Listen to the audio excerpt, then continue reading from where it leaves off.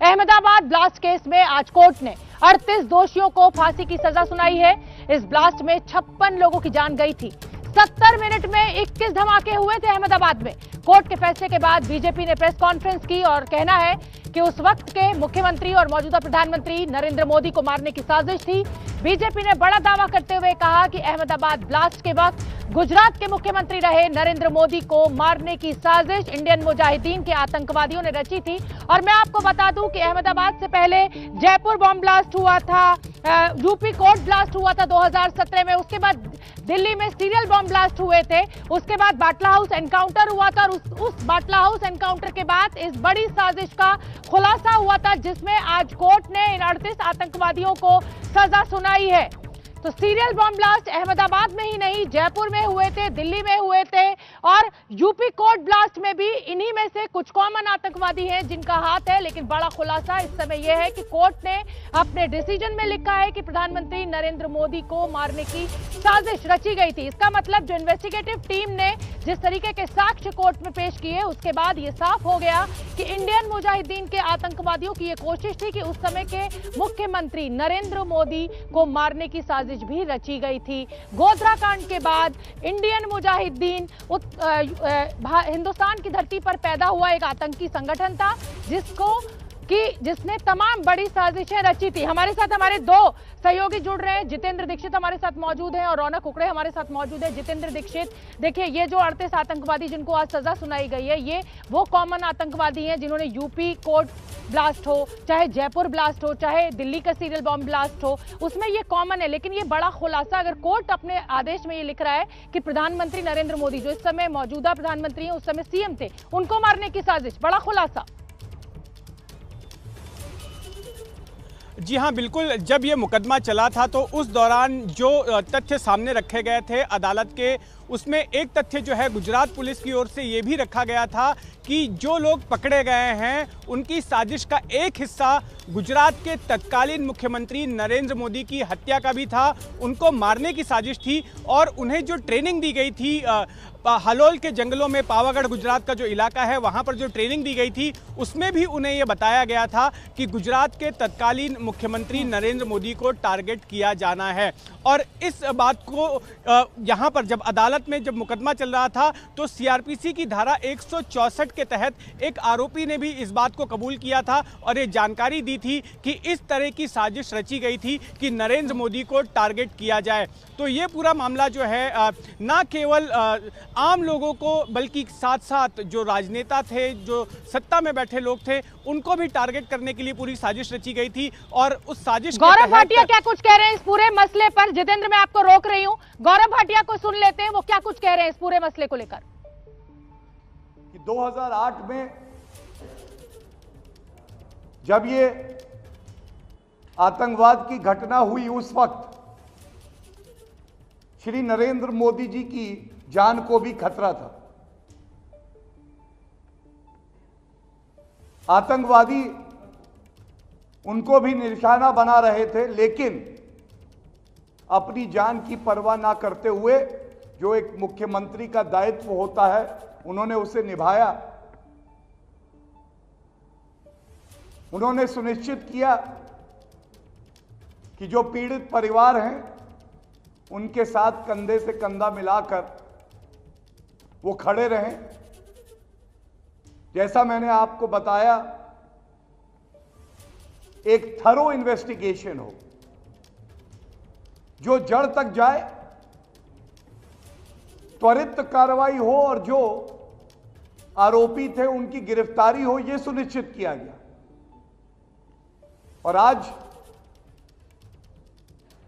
उसी का परिणाम सामने आया है और एक बहुत मजबूत संदेश जो आतंकवादी संगठन है उनको गया है कि भारत की अखंडता की तरफ अगर बुरी नजर उठाओगे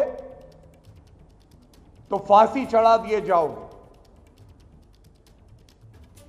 आजीवन कारावास और हम होगा। आपको बता दें, इसी बड़ी खबर पर हमारे साथ हमारे सहयोगी रौनक पटेल अहमदाबाद से जुड़ रहे हैं। रौनक पटेल, एक बड़ा खुलासा हुआ है। उस समय मुख्यमंत्री थे नरेंद्र मोदी और गोधरा कांड के बाद जिस तरीके से इंडियन मुजाहिदीन ने इन हमलों को अंजाम दिया था, अब कोर्ट ने भी अपने फैसले में मोहर लगा दी है कि नरेंद्र मोदी निशाने पर थे।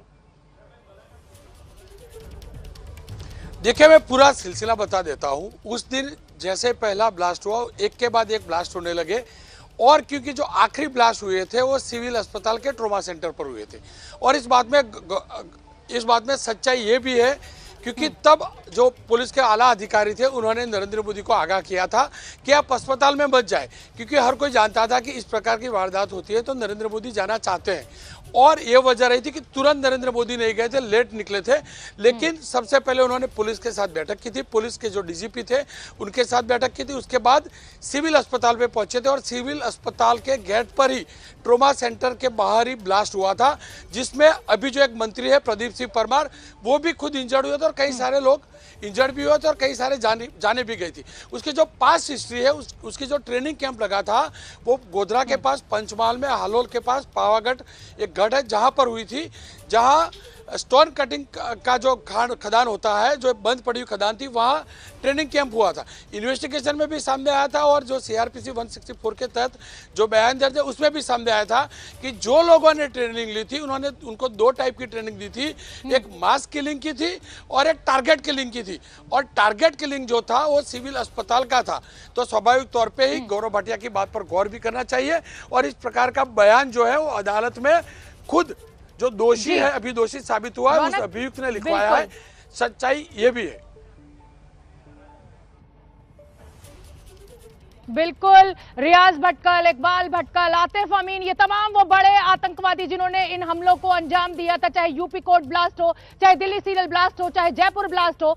मैं एक बार जितेंद्र दीक्षित आपका रुख करना चाहूंगी। देखिए जितेंद्र दीक्षित, तमाम जो बीजेपी के नेता हैं वो एक एक कर आ रहे हैं, प्रेस कॉन्फ्रेंस कर रहे हैं, कोई बयान दे रहा है, कोई ट्वीट कर रहा है कि नरेंद्र मोदी की जान खतरे में थी। कोर्ट का फैसला आया है, जाहिर सी बात है साक्ष्यों के आधार पर आया है, लेकिन चुनाव भी चल रहा है। इस पर भी ध्यान देना चाहिए कि क्या सहानुभूति की एक लहर मनाने की कोशिश बीजेपी के नेताओं के द्वारा की जा रही है।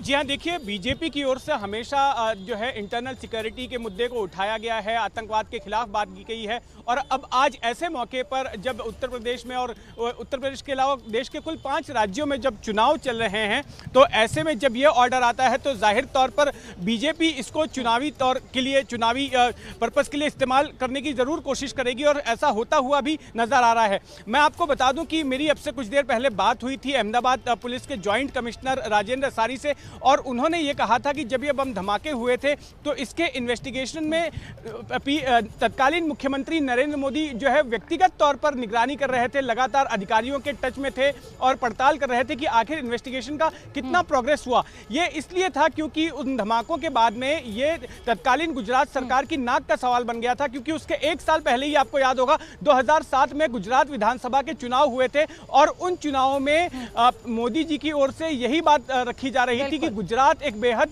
सुरक्षित राज्य है, यहां पर आतंकी हमले नहीं होते हैं। और उसके अगले साल ही इतना बड़ा आतंकी हमला अहमदाबाद में हो जाता है, तो जाहिर तौर पर ये एक नाक का सवाल बन गया था। ठीक है। तो बिल्कुल जितेंद्र दीक्षित को आप सुन रहे हैं, और जिस तरीके से प्रधानमंत्री नरेंद्र मोदी निशाने पर थे, अब ये कोर्ट के आदेश के बाद भी मोहर लग गई है। गुजरात पुलिस ने उसी समय जो चार्जशीट दायर की थी उसमें यह जिक्र किया गया था कि मुख्यमंत्री नरेंद्र मोदी भी निशाने पर थे। और कोर्ट के फैसले में क्या कुछ लिखा हुआ है, वो बड़ी बातें भी जानना बेहद जरूरी है। तो चलिए वो बड़ी बातें मैं आपको बता देती हूं। दिसंबर 2007 में केरल के वागामोन जंगल और जनवरी 2008 में गुजरात के हालोल पावागढ़ के जंगलों में आतंकी तालीम देने के लिए कैंप लगाए गए थे। ये बड़ा खुलासा जब कोर्ट का एक आदेश आ गया है आज, उसके बाद बड़ी बातें हम बता रहे हैं। इस कैंप में हाजिर रहने वाले आरोपियों ने एक दूसरे के लिए गाड़ियों के इंतजाम किए थे। इस कैंप के दौरान जिहादी भाषण करके व ट्रेनिंग कैंप के दौरान बम बनाने की ट्रेनिंग दी गई। साथ ही कैंप के दौरान टारगेट किलिंग और मास किलिंग करने की भी चर्चा हुई, जैसे कि हमारे सहयोगी रौनक पटेल हमें बता रहे हैं, माफ कीजिए। और गुजरात के मुख्यमंत्री नरेंद्र मोदी को भी टारगेट बनाना व गुजरात के अलग अलग शहरों में बम ब्लास्ट करना भी तय किया गया था और उसकी ट्रेनिंग भी इन्हीं ट्रेनिंग कैंप्स में दी गई थी। केरल के वागामोन जंगल में और गुजरात के हालोल पावागढ़ के जंगलों में इन आतंकवादियों को तालीम दी गई थी।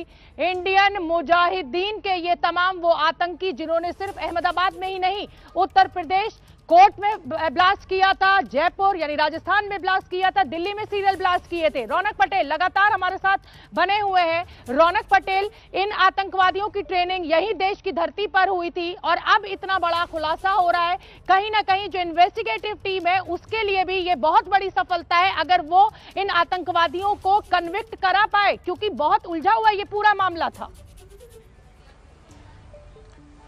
देखिए, जो अफसर है अब नहीं, लेकिन तभी भी यही बताते थे कि नरेंद्र मोदी ने ये कहा था, डीजी को कहा था, बाद में जो जितने भी बड़े अफसर थे उनको फोन करके कहा था कि इस मॉड्यूल को क्रैक आप करोगे तो देश की सबसे बड़ी सेवा होगी।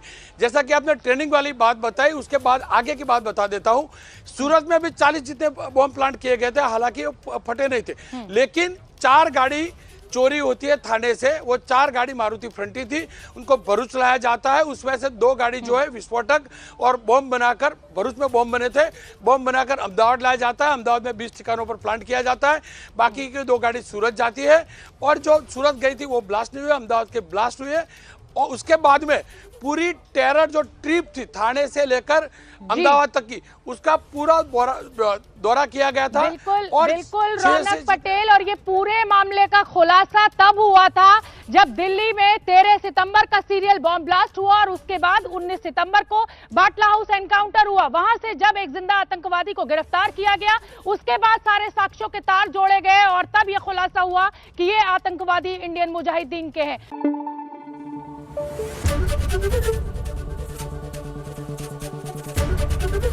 एबीपी न्यूज आपको रखे आगे।